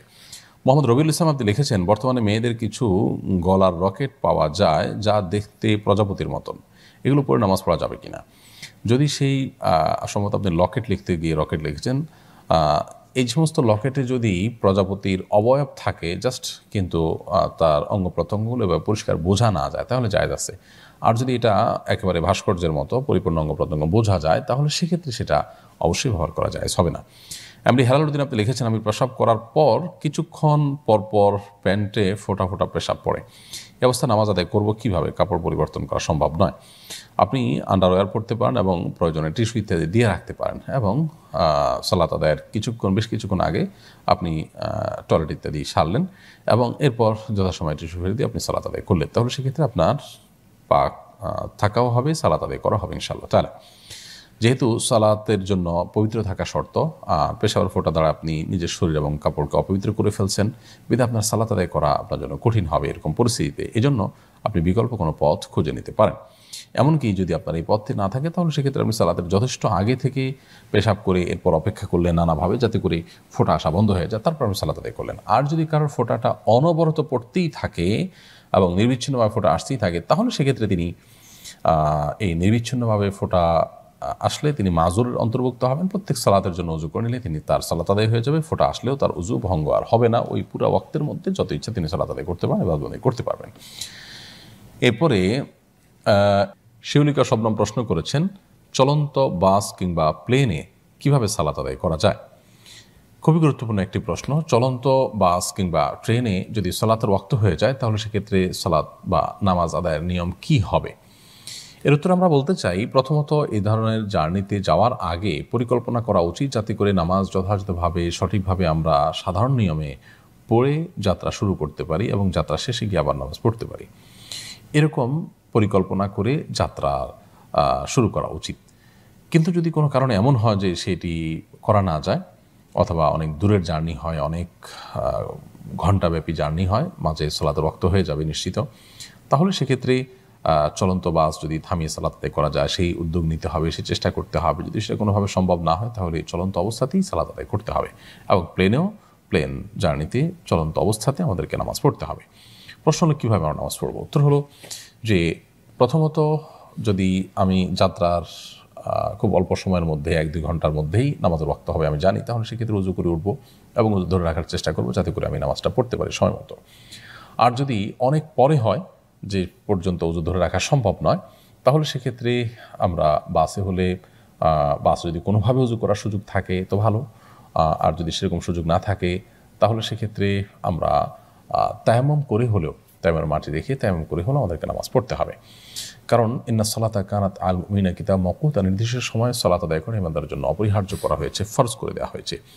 প্লেনের জার্নিতে আমরা জানি যে প্লেনের যে টয়লেট থাকে সেখানে বেসিন থাকে খুবই ছোট্ট, অনেক উঁচুতে, সেখানে উজু করা খুবই ডিফিকাল্ট, খুবই টাফ, এবং সেখানে উজু করতে গিয়ে যদি নিচে অনেক বেশি পানি টানি পড়ে যায় সেটা রিস্কি হয়। আমাকে একজন পাইলট বলেছেন যে সেখানে নিচে বৈদ্যুতিক তারগুলো থাকে, অনেক বেশি পানি পড়লে সেটি দুর্ঘটনার কারণ হতে পারে। তো এইসব বিষয় মাথায় রেখে যদি কেউ প্লেনের জার্নিতে তার মাঝপথে নামাজের ওয়াক্ত হয়ে যায় এবং তার উজু না থাকে, তাহলে সেক্ষেত্রে তিনি যদি প্লেনের টয়লেটে সতর্কভাবে খুবই সচেতনতার সাথে উজু করেন যাতে পানি নিচে না পড়ে, এটা যদি তিনি করতে পারেন দায়িত্ব নিয়ে, তাহলে তিনি করতে পারেন এবং সেটা তার করা উচিত। এবং নিচে 2-4 ফোঁটা পানি পড়লেও সেটা টিস্যু দিয়ে মুছে ফেলা উচিত তার, এবং এভাবে তিনি উজু করবেন। আর যদি কোনো মানুষ বৃদ্ধ হন বা তার কারো দ্বারা এত ছোট্ট বেসিনে এত উপরে আপনার উজু করাটা কঠিন হয় এবং তাতে নিচে পানি টানি পড়ে রিস্কের মধ্যে পড়ার সম্ভাবনা থাকে, তাহলে সেক্ষেত্রে তিনি তায়াম্মুমের মাটি দিয়ে তায়াম্মুম করে, এবং সেক্ষেত্রে আগে থেকে তার প্ল্যান থাকা উচিত যে তায়াম্মুমের টুকরো মাটি আমার কাছে থাকবে। প্লেন কর্তৃপক্ষ কখনো কখনো দেয়, সৌদি এয়ারলাইন্স ইত্যাদিতে পাওয়া যায়। তো সেটা নিয়ে আমরা পবিত্রতা অর্জন করে নামাজ পড়বো। কেবলামুখী হওয়ার জন্য অবশ্যই চেষ্টা করতে হবে এবং কেবলামুখী হয়েই সালাত আদায় করতে হবে। তবে সামান্য একটু এদিক সেদিক হয়ে গেলে কোনো অসুবিধা নেই, নামাজ হয়ে যাবে। যদি কোনো কারণে বাহন, সেটা বাস হোক প্লেন হোক, যদি ঘুরে যায় কেবলা থেকে, তাহলে মুসল্লি নামাজরত অবস্থায় কেবলার দিকে ঘুরে যাবে। আর দাঁড়িয়ে সালাত আদায় করতে হবে। দাঁড়িয়ে সালাত আদায় করাটা ফরজ, সুস্থ স্বাভাবিক মানুষের জন্য ফরজ নামাজ দাঁড়িয়ে পড়তে হবে। অতএব দাঁড়িয়ে পড়ার চেষ্টা করতে হবে। সৌদি এয়ারলাইন্সের ফ্লাইটগুলোতে নামাজ একটা ছোট্ট জায়গা থাকে, সেখানে আদায় করা সম্ভব হয়, সহজ হয়। অন্যান্য ফ্লাইটগুলোতে সেরকম জায়গা থাকে না, সেক্ষেত্রে আপনার দরজার কাছের যে জায়গাটা সেখানে দাঁড়িয়ে খুব দ্রুততার সাথে অন্তত ফরজ 2 রাকাত নামাজ, জোহর আসর বা এশা হলে সেটি, আর মাগরিব হলে 3 রাকাত নামাজ আমরা পড়ে নিতে পারি। অর্থাৎ মাত্র 2-3 মিনিটের মধ্যে আমরা এই কাজটা সেরে ফেলতে পারি, যাতে করে অন্যের কোনো ডিস্টার্ব না হয়, তাদের ইমার্জেন্সি ডোর খুলতে অসুবিধা হয়, তারা নিষেধ করে সেখানে নামাজ পড়তে, তাদের কোনো বাধা যেন না হয়, সেজন্য খুব অল্প সময়ের মধ্যে ফরজ নামাজটুকু আমরা পড়ে ফেলতে পারি। তো এইভাবে আমরা প্লেন এবং বাসে নামাজ আদায় করব।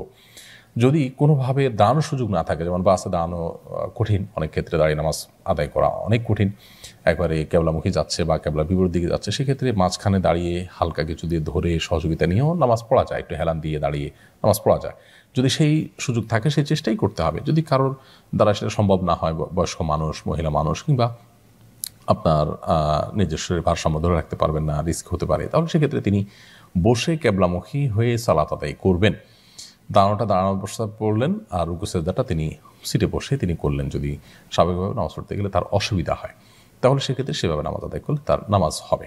অর্থাৎ সর্বোচ্চ চেষ্টা থাকতে হবে পবিত্রতা, কেবলামুখী হওয়া এবং দাঁড়িয়ে যথাযথ নিয়মে রুকু সিজদা করে নামাজ আদায় করার সফর অবস্থায়। আল্লাহ আমাদেরকে তৌফিক দান করুন। মেধা নারিন আপনি লিখেছেন, রোজা রেখে নামাজ না পড়লে কি ডাবল গুনাহ হয়? রোজা রেখে আপনি নামাজ পড়লেন না, অর্থাৎ রমজান মাসে নামাজ পড়লেন না, তাহলে সেক্ষেত্রে রমজান মাসটা তো খুব মর্যাদাপূর্ণ একটি মাস। এই মর্যাদাপূর্ণ মাসে আপনি নামাজ ত্যাগ করলেন সন্ত্রাসিকভাবে, অন্য সময় নামাজ ত্যাগের চাইতে এটা অত্যন্ত ভয়াবহ। সেপরে আমাদের সতর্ক থাকা উচিত এবং আল্লাহর ভয় আমাদের মধ্যে জাগ্রত থাকা উচিত। তবে এর কারণে ঠিক ডাবল গুনাহ হবে এরকম কোনো কথা কোরআন হাদিসে বলা হয়নি। ফাইরুজ নিবিড়িয়া থেকে আপনি লিখেছেন, পেঁয়াজ বা রসুন খেলে কি অজু ভেঙে যায়? পেঁয়াজ বা রসুন খেলে অজু ভাঙে না, তবে আমরা যখন জামাত নামাজ পড়তে যাব তার আগে কাঁচা পেঁয়াজ কাঁচা রসুন খেয়ে নামাজ পড়তে গেলে মুখ থেকে দুর্গন্ধ আসতে পারে, সেজন্য এটা করা উচিত নয়। যদি আমরা খাইও তো নামাজ পড়তে যাওয়ার আগে ব্রাশ ইত্যাদি করে মুখের দুর্গন্ধ দূর করে নেওয়া উচিত।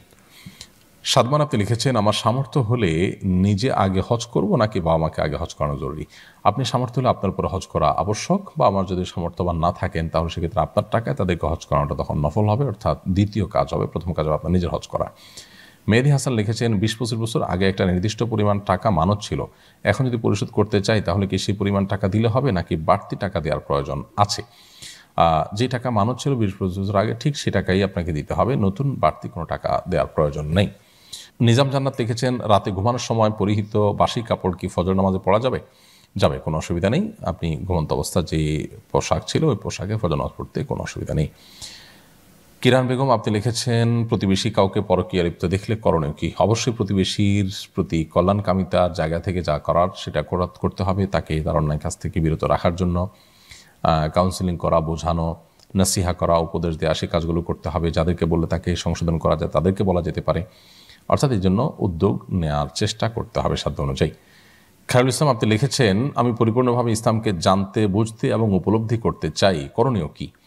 ভাই খায়রুল ইসলাম, ইসলামকে পরিপূর্ণভাবে জানতে, বুঝতে এবং উপলব্ধি করতে ইসলাম সম্পর্কে আপনার জানার চেষ্টা করতে হবে। কোরআন এবং হাদিস এর জ্ঞান আপনি অর্জন করবেন, ইসলামের মৌলিক এবং বেসিক বিষয়গুলো জানার চেষ্টা করবেন। এই জন্য ডক্টর খন্দকার আব্দুল্লাহ জাহাঙ্গীর রহমানুল্লাহর বইগুলো আপনাকে অনেক বেশি সাহায্য করবে। আরও অনেক গুরুত্বপূর্ণ বই আছে, সেগুলো আপনি পড়তে পারেন। আবুল বাশার লিখেছেন, ছোট ভাই এক মেয়ের প্রেমে পড়েছে, তাকে বারবার ফেরানোর পরও ফেরে না, তার কারণে আমি অপমানিত হচ্ছে, সে কথা শোনে না, এক্ষেত্রে তার সাথে সম্পর্ক ছিন্ন করা যাবে কিনা? আপনি অভিমান করে সম্পর্ক ছিন্ন করলে যদি তাকে সংশোধনের পথে আনা যায় তো অবশ্যই সেটা করবেন। যদি সেটা সম্ভাবনা না থাকে বরং আরও সে নষ্ট হয়ে যায় তাহলে বরং আপনি সম্পর্ক রেখে তার সাথে তাকে সংশোধন করার চেষ্টা করবেন। আর নিজের ইজ্জত রক্ষার জন্য যদি দূরত্ব বজায় রাখতে চান সে সুযোগ অবশ্যই আছে। ইভা ইসলাম লিখেছেন, চুল বিক্রি করলে কি গুনাহ হবে? চুল বিক্রি করা গুনাহ হবে, কারণ হলো চুল এটা শরীরের অংশ। আল্লাহ সুবহানাহু ওয়া তাআলা মানবদেহের প্রতিটা অঙ্গকে এত মর্যাদা দিয়েছেন যে এগুলোকে বিক্রিযোগ্য কোনো পণ্য হিসাবে ব্যবহার করা যাবে না বা বিক্রি করা যাবে না। এটা বিক্রি করার মতো জিনিস নয় এবং এটা কেনাবেচা করা শরীর দৃষ্টিকোণ থেকে জন্য জায়েজ নাই। একজন মুসলিম তার শরীরের কোনো অংশ কারোর কাছে বিক্রি করবেন না। যদি কাউকে দান করার প্রয়োজন হয় সেটি তিনি দান করতে পারেন, সেটা সওয়াবের কারণ হতে পারে, ভিন্ন বিষয়। এরপর প্রশ্ন করেছেন অ্যাঞ্জেল প্রিয়া, এটি থেকে আপনি লিখেছেন, মাটির ঘরে গোবর দিয়ে লেপা হয়, ওই ঘরে কি নামাজ হবে? আমাদের মাটির ঘর, নামাজ না হলে করণীয় কি? মাটির ঘরে যদি গোবর দিয়ে লেপা হয় তো সন্দেহাতীতভাবে সেটি নাপাক, কিন্তু তার উপর যদি আপনি জায়নামাজ বা বিছানা ইত্যাদি বিছিয়ে নামাজ পড়েন তাহলে নামাজ আদায় হয়ে যাবে। কিন্তু মাটির ঘরের ভেতরে অবশ্যই গোবর দিয়ে লেপনের এই কাজটি সঠিক কাজ নয়। বিশেষ করে এটি নাপাক, মুসলমানের ঘর, নামাজ পড়া ছাড়াও সেটা পাক থাকা উচিত। যদিও শুকনা গোবর শুকিয়ে যায় যখন, তখন সেটা শরীরে লাগলে, কাপড় লাগলে নাপাক হয়ে যাবে না যদি এটার দুর্গন্ধ ইত্যাদি আলামতদের না চলে আসে। তারপরও এই নাপাক এর মিশ্রণ এটা গ্রহণযোগ্য বা ভালো কোনো কিছু নয়, বিশেষ করে বাসাবাড়িতে। অতএব বাসাবাড়িকে যে পবিত্র রাখা কাম্য, সেই জায়গা থেকে এটা না করা উচিত। এরপরে আদনান হোসেন আপনি লিখেছেন, আমি যদি কোনো খ্রিস্টান ব্যক্তির হয়ে ভিডিও এডিটিং করে কাজ করি তা জায়েজ হবে কিনা? আপনি কি কাজ করছেন সেটা হলো বড় বিষয়। যে ভিডিওর কাজ করছেন সেটা যদি হারাম বা গুনাহ বা শরীয়ত বিরুদ্ধে কিছু না হয় তাহলে সেটা জায়েজ আছে। অসুস্থতার কারণে রোজা রাখতে না পারলে তার বিধান কি? অসুস্থতার কারণে যদি কেউ রোজা রাখতে না পারেন তাহলে সেক্ষেত্রে তিনি রমজান পরবর্তী সময় রোজাগুলো রেখে দিবেন। আল্লাহ সুবহানাহু ওয়া তাআলা বলেছেন যে ফামান কানা মিনকুম মারিদান আও আলা সাফারিন ফাইদ্দাতুম মিন আইয়ামিন উখরা, তোমাদের মধ্যে কেউ অসুস্থ হলে, সফরে থাকলে তিনি যে রোজাগুলো তা রাখতে পারবেন না সেগুলো অন্য সময় রেখে দেবেন। তবে অসুস্থতা এরকম হলে তখনই তিনি রোজা না রেখে থাকার সুযোগ আছে বা পরবর্তীতে রাখার সুযোগ আছে যদি অসুস্থতা সে পর্যায়ের হয় যে তিনি এই অসুস্থতার মধ্যে রোজা রাখতে গেলে তার প্রাণহানি হতে পারে, শরীরের বড় ধরনের কোনো সমস্যা তৈরি হতে পারে। এরকম হলে তখন তার জন্য এই সুযোগ আছে। সামান্য ঠুনকো অজুহাতে একটু কষ্ট হলেই আমি রোজা ভেঙে ফেলবো, সেই সুযোগ কিন্তু নেই। অর্থাৎ এটা যখন অসহনীয় হয়ে যাবে তখন রোজা ভাঙা যাবে। আর অসুস্থতা যদি স্থায়ী হয় তাহলে সেক্ষেত্রে তিনি পরবর্তীতেও রোজা রাখার সুযোগ নেই, কারণ অসুস্থতা স্থায়ী, দীর্ঘ বার্ধক্যজনিত অসুস্থতা জাতীয়। তাহলে সেক্ষেত্রে তিনি প্রত্যেকটা রোজার জন্য একটা করে ফিদিয়া দিয়ে দিবেন, 30টার জন্য 30টা ফিদিয়া গরিব মানুষকে দিয়ে দিবেন, ফিতরা দিয়ে দিবেন, ইনশাআল্লাহ তাতে আদায় হয়ে যাবে। আজিম আহমেদ আপনি লিখেছেন, কেউ যদি শৌচাগারে মৃত্যুবরণ করে কিন্তু সে ইমানদার ছিল, তাহলে কি শৌচাগার তার মৃত্যু খারাপ কিছু নির্দেশ করে? শৌচাগারে মৃত্যুবরণ করলেই সে লোকটা বেঈমান এমন কোনো কথা নেই। সেখানে কোনো ইমানদারের মৃত্যু হতে পারে এবং তিনি জান্নাতিও হতে পারেন। এই ধরনের বিষয়গুলোকে খুব সহজে যোগ বিয়োগ করে সমাধানে আসার কোনো সুযোগ নেই। একজন মানুষ নিজের বাসায় খুব সুন্দরভাবে স্বাভাবিকভাবে মৃত্যুবরণ করেন, অথচ বেঈমান বা ফাসিক, আল্লাহর অবাধ্য, তাহলে সেক্ষেত্রে তার সেই মৃত্যু কখনো ভালো মৃত্যু নয়। এই জন্য কোন জায়গায় মৃত্যু হয়েছে এটার চাইতে ইম্পর্টেন্ট হলো কোন অবস্থায় তার ইমানদার ছিলেন কিনা তিনি, সেই অবস্থাটা বেশি গুরুত্বপূর্ণ। এমডি আহসান কবির লিখেছেন, কথা বলার ক্ষেত্রে যদি হঠাৎ কোনো ভুল করে মিথ্যা কথা বলে ফেলি, একটু পরে মনে পড়ার পর যদি সত্য কথাটা বলি, সেক্ষেত্রে কি গুনাহ হবে? মুখ ফসকে মিথ্যা বেরিয়ে গেছে, সাথে সাথে আপনি কারেকশন করে নিয়েছেন, সত্যটা বলে দিয়েছেন, তাহলে সেক্ষেত্রে গুনাহ হবে না ইনশাআল্লাহ। আর যদি মিথ্যা কথা বলেছেন জেনে শুনেই, কিন্তু পরক্ষণেই আপনার বোধোদয় হয়েছে এবং সাথে সাথে আপনি সত্যটা বলে দিয়েছেন এবং নিজের ইচ্ছাকৃত যে মিথ্যা কথা হয়েছে তার জন্য আল্লাহর কাছে অনুতপ্ত হয়ে ক্ষমা চেয়েছেন এবং সংকল্প করেছেন আর না করার, তাহলে আশা করে যে আল্লাহ তাআলা এই গুনাহটা মাফ করে দিবেন। আর একান্ত মুখ ফসকে বের হয়ে গেলে সেটা তো গুনাহ হবেই না ইনশাআল্লাহ তাআলা।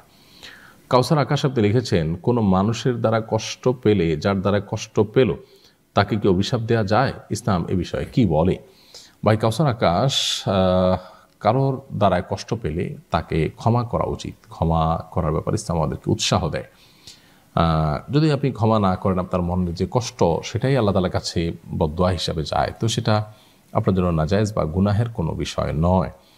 বিশেষ করে কেউ যখন জুলুমের শিকার হয় তখন জালেমের বিরুদ্ধে আল্লাহ তাআলার কাছে নালিশ করা, এটাই তো অভিশাপ, তার শাস্তি কামনা করা। সো সেই জায়গা থেকে আপনি কারোর মানে দ্বারা কষ্ট প্রাপ্ত হয়ে তার ব্যাপার আল্লাহর কাছে আপনি যে বিচার দায়ের করতে পারেন, সেই রাইট আপনার আছে, কিন্তু আপনি যদি ক্ষমা করেন সেটা হবে সবচেয়ে উত্তম এবং সুন্দর।